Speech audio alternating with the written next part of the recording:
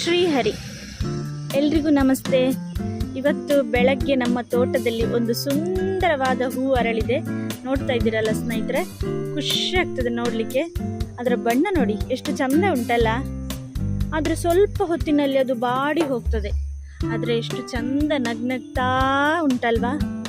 ಹಾಗೆ ಅಲ್ವಾ ಸ್ನೇಹಿತರೆ, ಮನುಷ್ಯನ ಜೀವನ ಕೂಡ ಅಷ್ಟೇ ಅಲ್ವಾ? ಭಗವಂತ ನಮಗೆ ಎಷ್ಟು ದಿನ ಆಯಸ್ಸು ಕೊಟ್ಟಿದ್ದಾನೋ ಗೊತ್ತಿಲ್ಲ, ಆದರೆ ಇರುವಷ್ಟು ದಿನ ಈ ಹೂವಿನ ಥರ ಸುಂದರವಾಗಿ ಬದುಕಬೇಕು.